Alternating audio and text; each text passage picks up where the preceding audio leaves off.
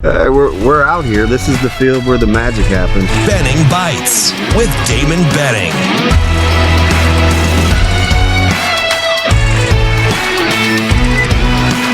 Benning Bites with Damon Benning.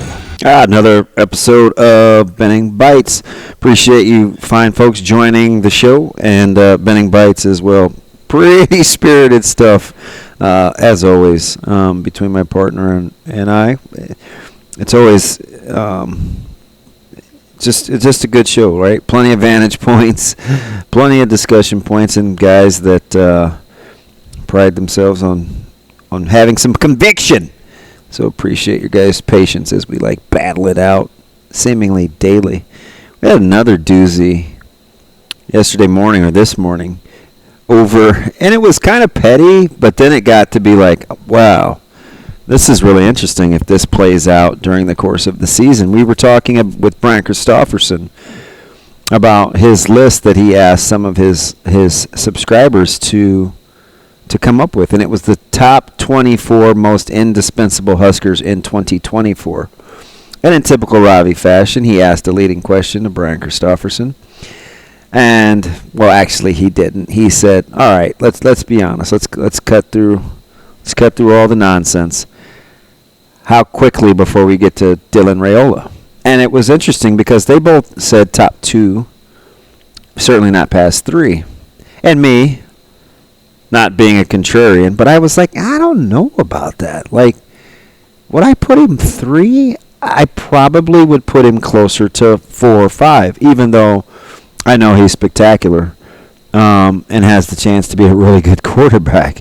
I was trying to make the case for our 3 DBs at the safety spot, which would be Isaac Gifford, Ike, as Coach Coop likes to refer to him, Deshaun Singleton, and Tommy Hill. I'm thinking, guys, I don't know. It's like if 1 or 2 of those guys go down, that secondary would have to scramble in a hurry. But at least with Raiola, if something happened, we know that Harburg had 5 wins under his belt. So I was trying to make the case that way just because the experience depth behind them at the quarterback spot is, at least with Harburg, is greater than what's behind Nebraska in the secondary.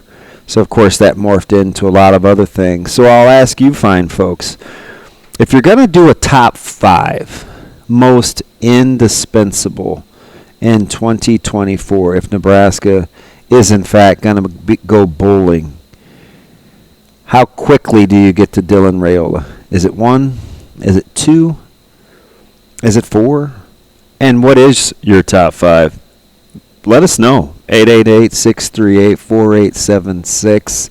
Just curious to kind of get your thoughts on where the bigs up front would come in. What about an O-lineman? Like anything.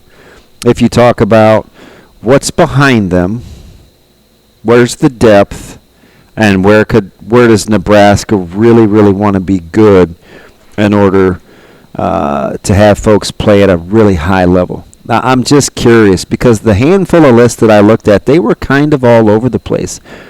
And there's a couple guys that I felt like were flying under the radar: Thomas Fedoni and Malcolm Hartzog. Hartzog is almost like a football savant. There isn't much that guy doesn't know. I feel like he's pretty important.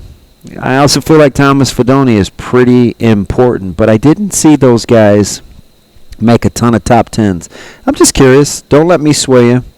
What are your thoughts? However you listen to us, we appreciate it. You can get us on Apple, Google, Spotify, X, the artist formerly known as Twitter, Facebook.